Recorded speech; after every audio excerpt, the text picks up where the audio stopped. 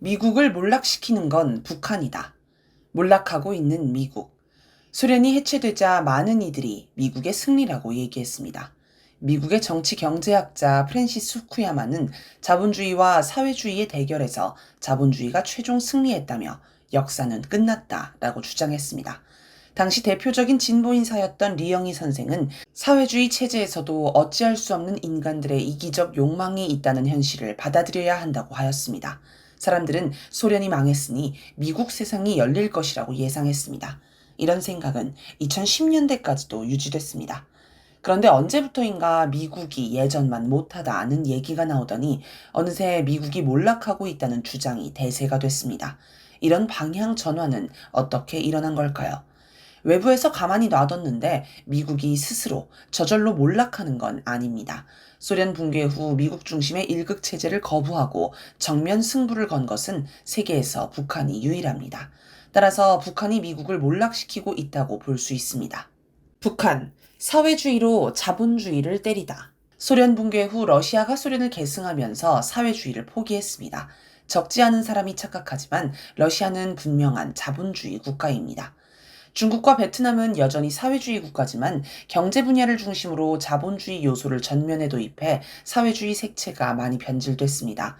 경제 분야에서 자본주의와 사회주의의 가장 큰 차이는 생산수단을 개인이 소유할 수 있느냐 여부입니다. 사회주의는 집단적 소유를 인정하고 사적 소유를 허용하지 않습니다. 그러나 중국과 베트남은 사적 소유를 허용합니다. 중국은 1970년대 덩샤오핑의 개혁개방 정책에 따라 사기업을 육성했습니다. 그 결과 오늘날 중국에서 사기업은 국내 총생산의 60%, 도시고용의 80%를 차지하고 있습니다. 2002년 11월 중국 공산당 16차 당대회에서 비준된 장점인의 3개 대표로는 자본가를 인정하고 당가입을 허용하자는 내용입니다. 이에 따라 자본가들이 중국 공산당에 대거 입당했고 또 공산당원들이 기업가로 진출하기도 했습니다. 2022년 기준 전체 중국 기업가의 약 30에서 35%가 당원이라고 합니다. 베트남 역시 1986년 베트남 공산당 6차 전당대회에서 도이머이 쇄신을 기치로 내걸고 개혁 개방에 나섰습니다. 베트남은 1990년대 초 1만 2천여 개였던 국영기업을 절반으로 줄이고 나머지를 주식회사로 전환했습니다. 2000년부터 사기업의 성장이 두드러져 2018년 기준 약 70만 개의 사기업이 베트남 경제를 이끌고 있으며 이 가운데는 빈그룹 등 재벌급 기업들도 있습니다. 현재 베트남의 전체 국내 총생산 가운데 국유경제 부문은 30% 이하이며 외국인 투자 부문은 20%에 이른다고 합니다. 이처럼 중국, 베트남은 이미 자본주의 요소가 사회에 깊이 파고들어 자리 잡았습니다. 중국, 베트남에 다녀온 사람들은 그곳에서 사회주의라는 느낌을 전혀 받지 못했다고 말합니다. 그래서 중국, 베트남의 경제 성장은 사회주의의 성과가 아니라 자본주의의 성과로 인식됩니다. 러시아는 자본주의 국가가 됐고 중국과 베트남은 자본주의화했는데 사회주의의 관점에서 볼 때 이들 나라는 우리식으로 표현하면 수박이라고 할 수 있습니다. 반면 북한은 붕괴한 것은 기회주의이며 사회주의의 승리는 과학이라면서 오히려 사회주의 원칙을 전면에 강화해야 한다고 주장했고 이를 이행했습니다. 따라서 북한이 미국과의 대결에서 승리했기에 자본주의에 대한 사회주의의 승리로 인식되고 있습니다. 북한, 대미 강경 노선을 걷다. 냉전 후 러시아는 미국과 타협하려 했습니다. 2000년 빌 클린턴 미국 대통령이 모스크바를 방문했을 때 러시아는 나토에 가입하고 싶다고 제안했지만 미국이 거절해 무산됐습니다. 지난 10월 2일 블라디미르 푸틴 대통령은 발다이 국제토론클럽 연례회의에 참석해 당시 상황을 소개했습니다. 그의 설명에 따르면 러시아는 냉전이 끝나고 사회주의 체제도 버렸기 때문에 당연히 서방이 러시아를 포용하리라 기대했다고 합니다.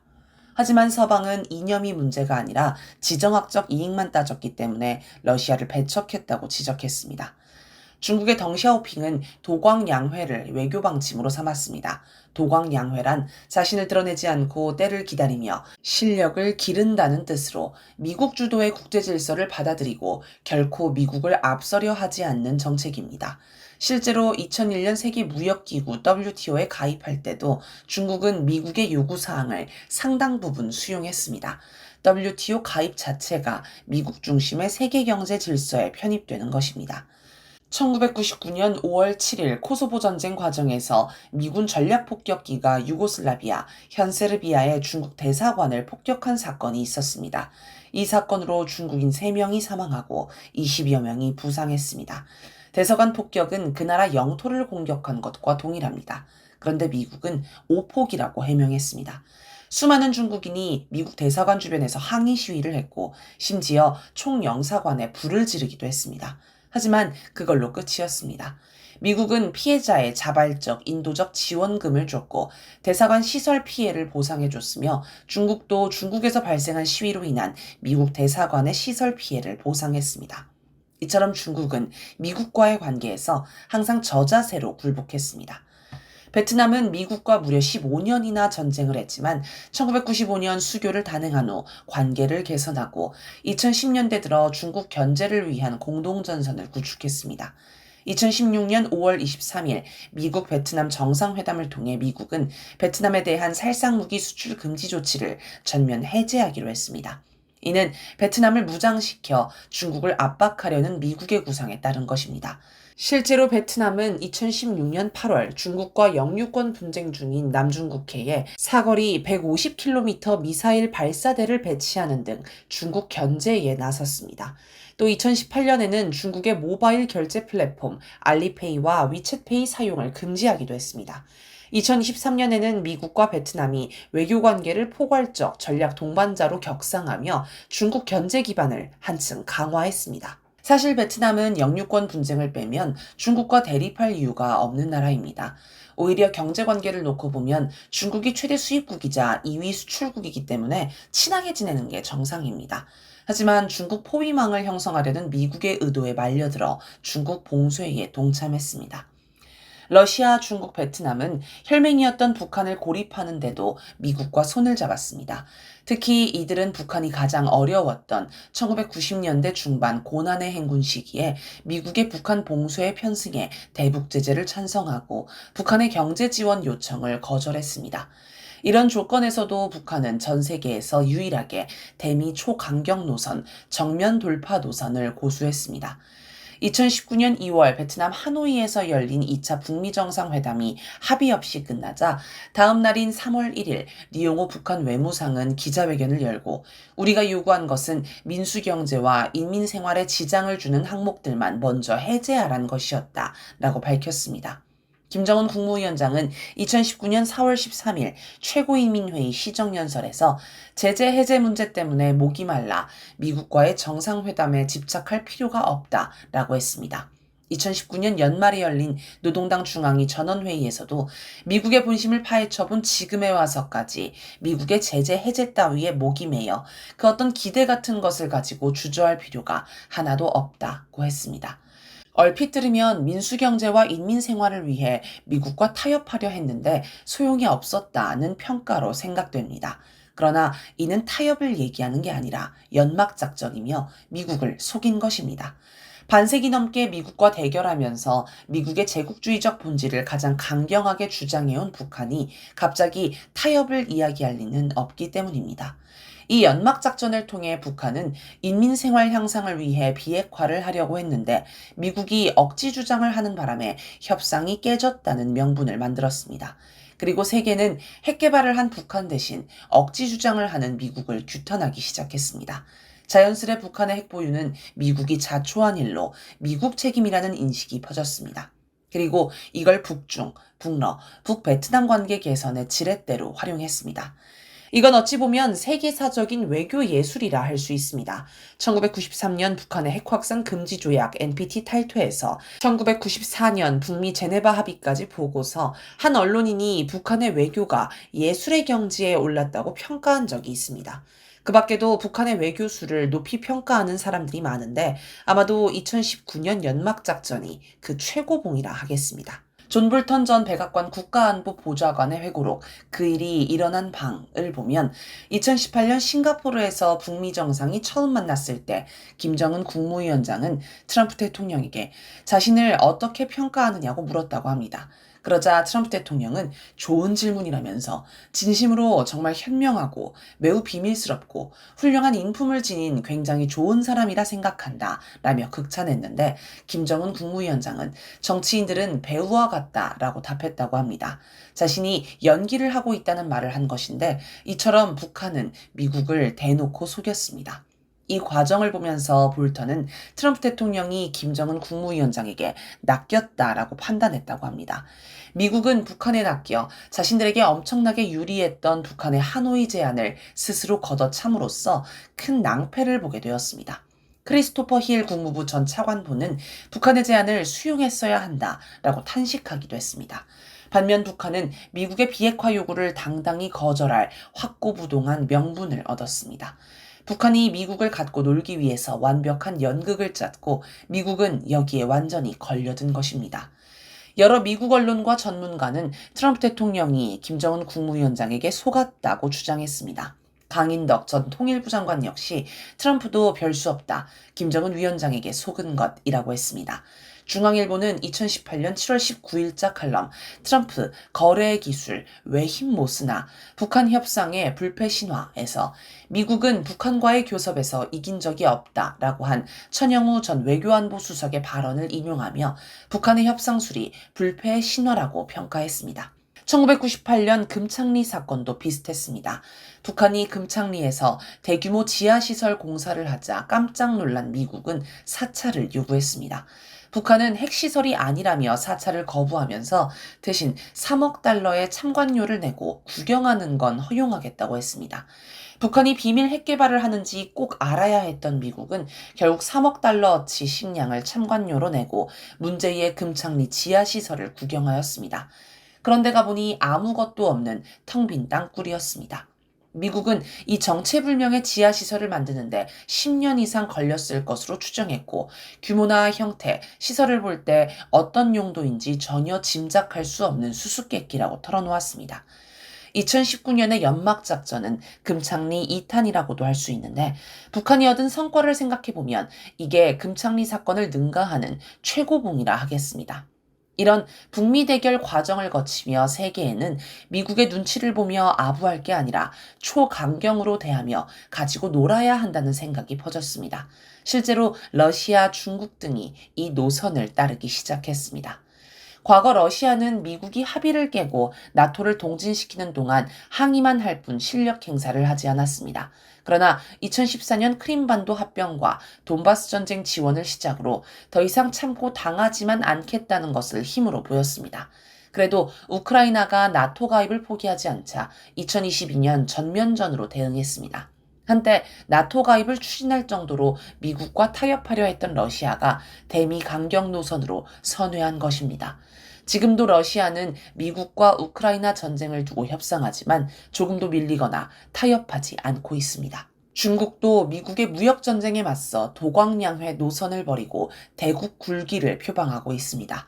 그전에는 미국이 중국을 압박하고 불이익을 줘도 항의만 할 뿐 실질적 대응을 자제하며 대립을 피했지만 지금은 미국이 하는 만큼 똑같은 대응을 하면서 대결합니다. 이번에 미국이 관세를 인상하자 중국도 똑같은 비율로 관세를 올린 게 대표적인 사례입니다. 북한, 선군 정치로 미국을 치다. 1990년대 중반 북한은 선군 정치를 전면화했습니다. 선군 정치란 군대를 혁명의 주력군으로 삼는 정치 방식입니다. 선군 정치라는 용어는 1997년에 처음 등장했다고 하지만 군대를 앞세워 모든 문제를 해결하는 정치는 북한의 전통이고 특질이라고 할 수 있습니다. 소련 붕괴 후 고난의 행군을 겪으며 위기 극복을 위한 임시방편으로 도입한 게 아니라는 말입니다. 북한의 뿌리인 항일 무장투쟁 때도 군대를 먼저 만들었으며 유격대 활동이 선봉이고 중심이었습니다. 여기에 전민항쟁이 따라오고 결합하는 노선이었습니다. 이것도 선군 노선이라 할 수 있습니다. 1945년 해방 후에도 1948년 2월 8일 조선인민군을 창설했고 9월 9일 정부를 수립하는 등 군대를 중요하게 여기고 군대 문제를 무엇보다 먼저 다뤘습니다. 북한군은 고난의 행군을 거치면서 더 강해졌습니다. 마르크스주의는 자본주의 군대를 자본가 계급을 위해 노동계급을 억압하는 폭력 수단으로 인식했습니다. 그리고 사회주의 혁명 후에는 프롤레타리아 독재 시기에만 일시적으로 필요할 뿐 궁극적으로는 사라져야 할 존재로 여겼습니다. 또한 사회의 생산성을 높이지 않고 오히려 경제 발전에 필요한 막대한 재정, 인력을 소모하기 때문에 비생산적, 소비적 존재로 봤습니다.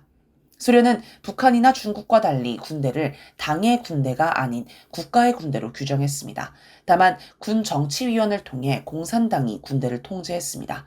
그러다 소련의 마지막 공산당 서기장을 지낸 고르바초프가 경제적 부담을 이유로 군대 규모를 줄이고 특히 군대의 중립을 표방하며 정치위원 제도를 폐지했습니다.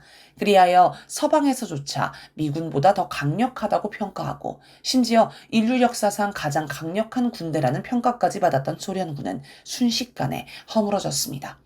소련이 해체되고 경제 위기에 빠진 러시아는 무기를 보관할 돈도 없어서 결국 군함, 잠수함, 전차를 고철 가격에 서방 기업과 일본에 팔아치웠습니다. 심지어 전략무기인 핵 잠수함도 팔아치웠습니다. 당시 전차 한 대가 자동차보다 더 싸게 거래됐다고 합니다. 한국에도 빚 갚는 대신 무기를 줬습니다. 그랬던 러시아가 북한의 선군 정치를 보고 다시 군사력 강화에 나섰습니다. 여러 최신 전략 무기를 개발했고 재래식 무기도 대대적으로 개량했습니다. 그 결과 지금 우크라이나 전쟁에서 미국과 유럽의 최신 무기를 지원받은 우크라이나군을 압도하고 있습니다. 소련의 마지막 원수이자 국방부 장관을 지냈던 드미트리 야조프는 1985년에서 2006년 10여 차례 북한을 방문해 김정일 국방위원장을 만난 인물입니다. 야조프는 소련 해체를 막기 위해 쿠데타를 했다가 실패했지만 1994년 사면되었고 1998년부터 러시아 국방부 국제군사협력본부 주임 군사고문을 맡았습니다. 아마 이때 북한에서 선군 정치를 배워서 러시아에 영향을 줬을 것으로 보입니다. 중국도 군대에 자본주의 바람이 들어 내부에서 썩어가고 있었습니다. 1980년대 중국은 국방 예산을 대폭 삭감했고 이에 따라 군대가 자금 마련을 위해 시장 경제 활동에 적극 뛰어들었습니다. 인민해방군은 식당, 가라오케 등 소규모 서비스업부터 호텔 경영, 의류, 차량, 항공기, 제조업 등에도 손을 대고 있었습니다. 심지어 밀수에도 개입한다는 의혹이 있었습니다. 보다 못한 장점인 국가주석이 1998년 군대의 상업활동 금지 명령을 내리고 밀수 근절 투쟁에 적극 참여하라고 할 정도였습니다. 2001년 4월 1일 미군 정찰기 EP-3이 중국 영공을 침범했다가 중국군 전투기와 충돌하는 사건이 있었습니다. 중국군 전투기는 바다에 추락했고 미군 정찰기는 하이난선 중국군 공군기지에 비상 착륙했습니다. 미국은 자국 병사와 정찰기를 보내라고 요구했고 이에 중국은 미국의 사과를 받고 모두 돌려주었습니다. 북한은 1968년 영해를 침범한 미국 정찰함 푸에블로를 납포한 뒤 미국의 항의에도 끝내 돌려주지 않고 지금까지도 반미 교육장으로 활용하고 있습니다. 1969년에는 영공을 침범한 미국 조기 경보기 EC-121을 격추해 동해바다에 수장시켜버린 일도 있었습니다. 중국의 모습과 비교됩니다. 이처럼 미국의 굴욕적이었던 중국 인민해방군이 시진핑 정부 들어 대대적인 개혁의 칼을 빼들었습니다. 2012년 심화 국방 군사 개혁으로 공산당의 군 통제력, 중앙의 지역 군구 통제력을 강화했습니다. 또 2016년 군대의 영리 활동을 전면 금지해 그때까지도 지속되던 상업 활동을 실질적으로 중단시켰습니다. 또 항공모함을 취역하고 각종 미사일과 차세대 전투기를 개발해 지금은 미국을 추월했다는 평가가 나옵니다. 이렇게 인민해방군은 미국도 함부로 전쟁을 하지 못할 정도의 강군이 되었는데 이 역시 선군 정치에 영향을 받은 것으로 보입니다. 이제는 북중러가 각각 미국의 군사력을 압도하는 수준이 되었다고 평가할 수 있습니다.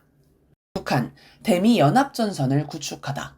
북한은 미국과 손을 잡고 대북 제재에 동참하던 러시아, 중국을 돌려세워 대미 연합전선을 구축했습니다. 한미 국가들을 분열시켜 하나씩 공략하려던 키신저 전략을 완전히 파탄시킨 것입니다. 이에 관한 내용은 앞선 글 정조준 215 북한이 주도하는 세계 질서의 변화를 참고하면 됩니다. 이번 북한의 당창건 80주년 열병식 과정에서 북한을 중심으로 러시아, 중국, 베트남이 손을 잡고 단결한 모습이 나왔습니다. 이는 지난 8월 18일 트럼프 대통령이 유럽 정상들을 백악관에 불러들여 회의한 모습과 비교됩니다. 당시 사진이 유럽에서 상당한 논란을 일으켰는데 보기에 따라서는 어린애들 견학 장면 같기도 합니다. 두 장면을 대비하면 한쪽은 강한 힘이 느껴지고 다른 한쪽은 약하게 느껴집니다.